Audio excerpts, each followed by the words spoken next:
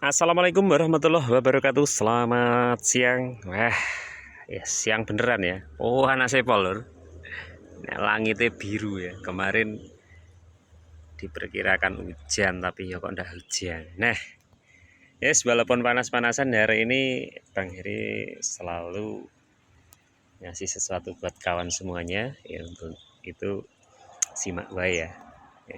Hari ini tetap berada di bawah pohon pepaya California yang hari ini mulai berbunga ya ternyata. Yes, petani pemula untuk California ini kategorinya seperti ini. Belum ada buah di usia 6 bulan ini. Wah, kalau mestinya kan sudah mulai buah luar biasa, tapi ya wis tidak apa-apa, yang penting disyukuri aja, tetap nanti ya pasti berbuah ya, seperti itu. Nah, oke, ini saya berada di sela-sela tanaman tadi ya, yaitu pepaya California, dan hari ini aku akan memulai panen ubi jalar saya yang dengan sistem tumpang sari. Yang kemarin saya tanam adalah varietas jenis gading dong ya, dan juga ada raja madu yang ada di sebelah sana, dan juga ada ubi cilembu madu ya, tapi hari ini belum kita panen. Yang hari ini saya panen adalah jenis gading dong. Nah, gading dong ditumpang sari dengan pepaya yang kayak gini. Nah, ini berhasil ya, kategorinya kayak gini. Nah, kita ngecek aja ya umbine wes. Ini semuanya siap panen hari ini untuk jenis ubi gading dong ya. Ini bisa kita tumpang sari dengan tanaman-tanaman yang lain. Contohnya saja ini untuk tanaman tumpang sarinya bersama dengan pepaya California. Nah, ini ada yang cuman berumbi satu ya. Ini satu batang ini koyok ya gede tenan ya. Nah, ini memang nah seperti ini ya. Warna bagian dalamnya adalah oranye. Ini untuk varietas andalan kita. Walaupun satu biji tapi luar biasa besarnya ya. Ya kadang itu namanya tanaman, kadang umbinya banyak, ada yang sedikit, walaupun varietasnya itu kita tanam sama ya. Itu dipengaruhi faktor bisa dari lahan kita kurang gembur, bisa juga pemilihan bibit kita kurang bagus, itu juga bisa mempengaruhi, dan juga teknik pemupukannya itu kurang pas, kadang terlalu dini, kadang juga terlalu lambat. Itu bisa mempengaruhi umbi pada tanaman ubi jalar kita ya, seperti ini. Nah, kalau yang satu ini kayak EOS mantap ini. Ini muncul yang sudah besar sekali. Ini ada 2 umbi ya. Ini adalah varietas gading dong yang mempunyai tekstur batang ya seperti bonsai ya, seperti ini ya. Ini saya panen memang semuanya seperti ini, jarang sekali yang rimbun ya, apalagi di musim panas kayak sekarang ya, kayak dolanan ya. Tapi ya umbine ya kayak gitu tadi ya, super kecil. Nah, tapi ya memang berkualitas banget dari umbinya, produksinya banyak, umbinya juga besar-besar. Di usia panen pun ini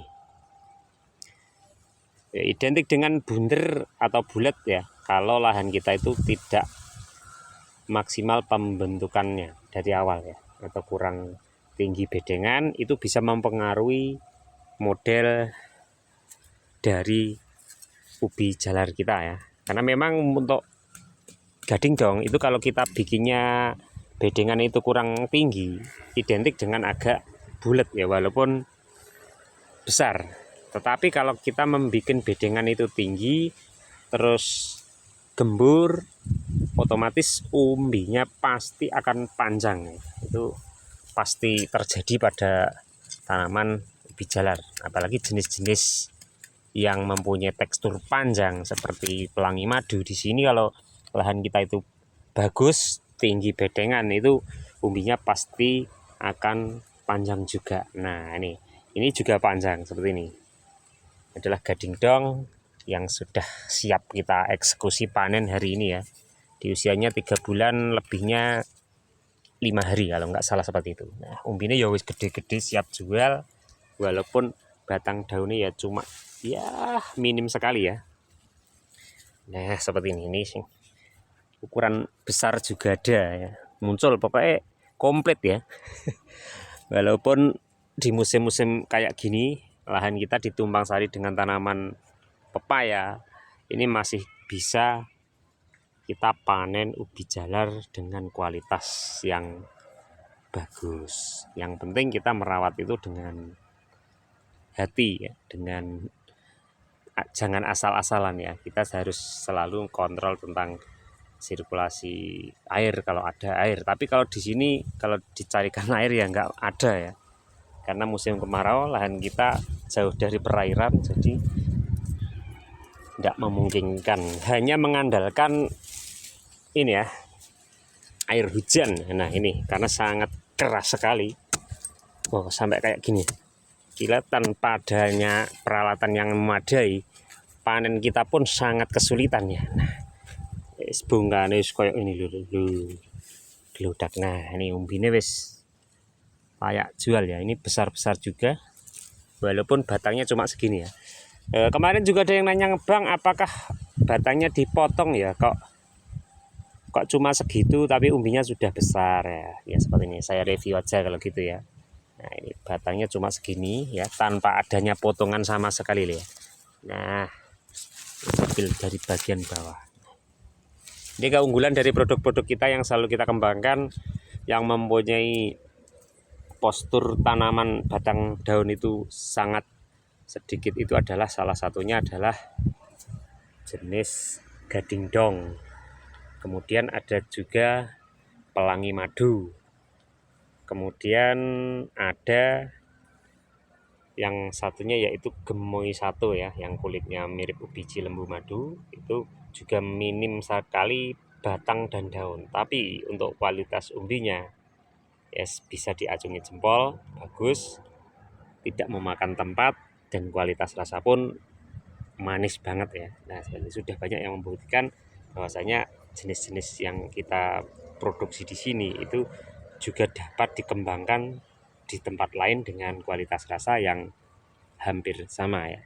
Kalau mungkin hampir sama itu bisa melebihi di sini manisnya, ada juga yang di bawahnya. Nah itu tergantung faktor dari tanah yang ada di daerah Anda masing-masing. Jadi kalau kualitas rasa itu dipengaruhi juga oleh kadar-kadar tanah ya, jenis pokoknya ya jenis lemah itu tidak sama ya tanah itu. Jadi jangan berasumsi di sana manis kok di sini enggak ya. Tapi Anda bisa menyikapinya dengan pemanfaatan teknologi, dengan pemupukan. Anda bisa memberikan tambahan pupuk super fosfat atau SP ya, itu SP36 biasanya dulu, atau juga jenis-jenis yang vertifos itu bisa kita lakukan dengan takaran 2 kali lebih banyak dibanding pupuk yang lain. Itulah salah satu untuk mengatasi bagaimana agar ubi jalar kita itu mempunyai kualitas rasa yang cukup manis ya, seperti itu. Nah oke kawan, ini saya kita panggil kak panggil kok kayak nyeluk ya. Kita ambil maksudnya gitu. Bang Heri wis kadung jan ini wis sarapan ngene yo sik blepotan iki piye to, Bos? Yes embuh. Oke kawan, nah ini semuanya hari ini saya panen ya, walaupun mempunyai batang hanya 5 helai saja ya. Karena memang usia panen ini sudah waktunya bisa kita panen di 3 bulan. Tapi memang sangat keras sekali ya tanahnya. Karena musim kemarau yang seperti saya bilang, di sini sudah 1 bulan tidak ada air hujan sama sekali ya. Dan hari ini akan saya panen. Wah, nah bungkanya kayak gini ya. Ya karena tumpang sari dengan tanaman pepaya dengan hasil yang seperti ini ya, saya kategorikan masih lumayan bagus ya. Nah biasanya kalau tidak ditumpang sari dengan tanaman pepaya itu hasilnya yang jelas berbeda jauh ya. Nah, walaupun tidak semaksimal apa yang kita prediksi, kalau tanaman tumpang sari ya memang ibaratnya itu hanya memanfaatkan lahan yang daripada kosong, tapi tetap kita menghasilkan panenan apapun yang kita tanam. Bahkan kalau setelah ubi jalar, kalau kita sudah bosan dengan ini, kita bisa pindah lokasi, kemudian kita tanami dengan tanaman yang mempunyai batang rendah ya. Yang penting kalau tumpang sari dengan pepaya itu tanaman kita jangan melebihi tingginya dari pepaya itu sendiri. Contohnya bisa kita tanam dengan pohon cabai, itu bisa. Juga ada tanaman yang terong, itu yang batas ketinggiannya tetap di bawah tanaman pepaya kita, yaitu kalau kita tumpang sari dengan pepaya California. Tapi jangan memakai tanaman jagung. Kalau jagung di antara ini kayak Eurapas ya. Ini pasti lebih tinggi dari pepayanya nanti di usia 3 bulan ya. Jadi akan mengganggu sirkulasi sinar mataharinya dari atas. Jadi lebih baik kalau kita tumpang sarinya dengan pepaya itu usahakan tanaman yang ditanam itu adalah yang mempunyai ketinggian tetap di bawahnya tanaman pepaya. Wis ngono pokok intine ngono ya. Oke, terima kasih buat kawan-kawan yang hari ini masih simak video ini Bang Heri panen ning sorwit kates ya. Walaupun di bawah pohon pepaya yo tetap menghasilkan ya. Nah, ini daripada kita nganggur atau bingung tanam apa ya, mending aja ubi jalar. Itu pasti menghasilkan walaupun kita tanamnya itu di bawah tanaman pepaya kita ya. Nah, ini. Nah, kemarin juga sempat adanya yang menanyakan Bang kalau buleng gimana ya. Buleng itu pasti ada dimanapun kita menanam itu pasti ada. Nah, ini saya curiga dengan ini salah satunya ya. Ya seperti ini. Ini ada juga yang terjangkit buleng. Ya Bang Heri pun sama ya. Kalau kekurangan air itu adalah salah satu faktor yang mempengaruhi adanya penyakit buleng. Nah, ini saya coba potong. Nah, ini ya. Ini sudah mulai muncul yang namanya buleng ya. Jadi kita harus menelusuri bagian-bagian tanaman kita yang kita curigai adanya penyakit buleng walaupun itu masih usia dini ya. Apalagi saat kekurangan air. Nah, itulah siklus dari perkembangan buleng itu salah satunya didukung dengan kekurangan air pada lahan kita. Jadi kalau saat kita sudah menemukan buleng yang seperti ini, nah ini harus kita jauhkan dari lahan kita. Lebih baik kita ambil atau kita bakar yang jauh ya.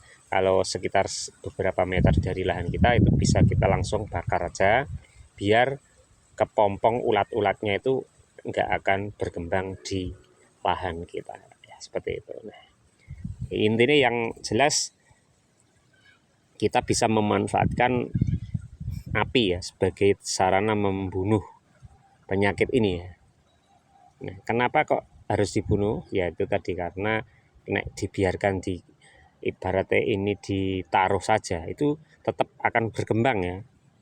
Ulat yang ada di dalam akan menjadi kepompongnya, kemudian ya wis kayak kumbang kecil ya. Jadi akan tetap berkembang walaupun sudah kita ambil dari dalam tanah. Itu cara mengatasinya kalau sudah adanya mulai terjadi serangan buleng seperti ini. Nah, kita harus menyisihkan, mengumpulkan, kemudian membakar biar mati hama yang ada pada tanaman itu ya. Nah, ini untuk pencegahan yang kemarin juga sudah saya videokan ya, atau saya bagikan bagaimana cara mencegahnya. Dari awal ya seperti ini ya. Hal yang sepele itu jadi harus kita perhatikan juga ya. Pembersihan lahan, pembersihan sisa-sisa umbi bila kita menanam ulang kembali pada lahan yang sama ya. Jadi itu. Kemudian faktor air ya, jangan sampai kekurangan air pada tanaman ubi jalar kita dengan cara ya menyiram pada saat-saat tertentu. Kita kontrol dengan metode yang pernah saya bagikan juga, memakai ranting atau mungkin menggali tanah dalam itu berapa senti sudah mulai kering. Nah, itulah waktu yang harus kita siram. Itu salah satu penangkal untuk terjadinya ini, serangan dari penyakit buleng. Memang semua tanaman itu dimanapun ada ya yang namanya penyakit buleng. Jadi ya solusi ini daripada mengobati kan lebih baik mencegah ya. Jadi pencegahan dari awal itu lebih mudah daripada kita sudah mengetahui adanya banyak buleng di mana-mana baru kita mengetahui kalau ada penyakit. Aduh, yoi semu met pusing woy. Oke. Nah, seperti ini. Nah, kalau pemakaian pestisida boleh ya kita lakukan pada saat musim panas. Itu biasanya kita lakukan spray atau penyemprotan di bagian pangkal tanaman yang menancap pada lahan kita ya. Itu bisa kita lakukan atau lebih baik kita lakukan pada musim panas ya. Lakukan di usia sekitar 1,5 bulan ya. Kalau lahan kita itu mengalami kering ya. Biasanya di usia itu adalah waktu-waktu yang pas untuk melakukan penyemprotan karena sudah terbentuknya umbi mungkin ya sebesar jari kita atau mungkin lebih sedikit. Nah, itulah harus kita lakukan pencegahan awal dengan metode penyemprotan memakai pestisida. Pestisidanya sing murah ya, rasa sing larang. Sing penting berbau itu kalau masih untuk pencegahan itu bisa kita lakukan. Jangan mengambil yang berdosis tinggi ya. Lakukan aja seperti penyemprotan pada tanaman yang lain dengan memakai perbandingan 1 cap itu kita kasih 2-3 tutup botol obatnya saja sudah ya. Dengan dikocorkan pada bagian dekat dengan umbinya, umbi jalar seperti itu ya. Nah, jadi memang serangan buleng itu biasanya terjadi paling banyak di musim kemarau. Tapi untuk di musim penghujan di sini itu tidak pernah ada penyakit buleng ya. Nah, itu kalau kita menyikapi dari itu pasti sudah mengetahui ya. Faktor utama adalah kekurangan air menjadi pemicu terjadinya buleng. Nah, seperti itu ya. Nah, gimana caranya ya wong ngajak panen kok malah cerita happy ya. Yes, nggak apa-apa, yang penting berbagi ilmu sedikit pun kita manfaatkan buat apa ya? Perbandingan di mana-mana sing padha nandur telur rambat ki metodenya opo ya, seperti ini. Nah, hari ini tak lanjut aja ya. Ini lagi mau panen tapi panasnya luar biasa, panas dan keras sekali ya. Enggak apa-apa lah, disyukur ya, tetap kita walaupun panas sebagai petani ya aja wedi panas. Nek wedi panas ya membuka terop ya, di atasnya saat panen itu kasih terop. Nah, seperti ini ya, ini karena saking keringnya kita tidak mampu dengan hanya memakai tangan, harus kita menggunakan alat. Nah, ini besar sekali. Ini umbinya kayak emek cuma 1, tapi nah ini kita ambil aja yang besar ini. Di usia 3 bulan ternyata walaupun kekurangan air ya sih. Wah, seperti ini. Super ya, besar ternyata. Pantesan tak ambil tadi dengan tangan tidak mampu. Wah, ternyata umbinya kayak ini bola lampu ya, besar sekali. Nah, oke lanjut kawan. Ya itu tadi ya, sudah kita cek ubi jalar gading dong yang hari ini saya panen dengan sistem tumpang sari bersama tanaman pepaya saya. Nah, ini juga tak lihat atau spill buat kawan-kawan yang kemarin saya mau ngelihat jenis yang ada di bawahnya kemarin ya. Di video kemarin aku mau ngecek yang gemoy 133 kok belum sempat. Nah, ini akan saya panen juga hari ini. Wah, ini umbinya sampai di luar ya. Ini hari ini saya panen gemoy 133, mempunyai warna merah juga seperti gemoy 122 sama 132. Nah, seperti ini. Umbinya banyak sekali ya. Ini sudah muncul. Nah, ini mempunyai agak rimbun ya, karena posisinya ini di bawah gampengan kalau orang sini ya. Nah, ini lumayan, nanti akan saya bongkar. Nah, ini yang gemoy 133. Ini juga lagi saya cek yang gemoy 133. Nah, ini walaupun belum saya bongkar, sudah kelihatan muncul umbinya yang super besar ini. Nah, panjang sekali ya. Nah, identik dengan warna merah mudanya untuk jenis gemoy 133.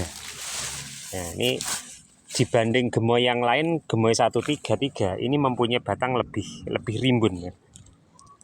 Nah, umbinya ini identik dengan besar, panjang, dan lurus-lurus sekali ya. Nah, ini muncul dari sini. Tak sepil dari sampingnya. Mungkin ada berapa. Nah, ini umbine wis koyok ini lur. Berjajar rapi ya. 1 2 3 4 5 6 7. Nah, ini ada satu batangi, ada 7 umbi untuk kategori yang sudah siap kita panen semuanya. Walaupun kerasnya jangan luar biasa. Nek kalau ini dapat 1 kintal pun kalau cuma mengandalkan congkelan, wah yo sudah capek banget. Nah, seperti tak sepil ya, sudah lumayan bagus. Ini adalah gemoy 133 yang saya kembangkan pada lahan yang kemarin belum sempat saya videokan saat mau panen ya. Nah, sekilas saja. Kembali menyemangati kawan-kawan ya, jangan lupa subscribe, dukung terus channel Bang Heri. Agendanya hari ini panen, tapi yo sedikit bercerita tentang ya wis opoy lah sembarang. Ya, oke, terima kasih kalau gitu. Tetap semangat untuk petani-petani yang hari ini juga lagi nyimak video dari Bang Heri. Terima kasih. Salam tani Indonesia, semoga kesuksesan bersama Anda, tentunya juga kesehatan bersama kita semua. Indonesia makin jaya hari ini di bulan Agustus 2024. Salam merdeka untuk para petani kita. Assalamualaikum warahmatullahi wabarakatuh.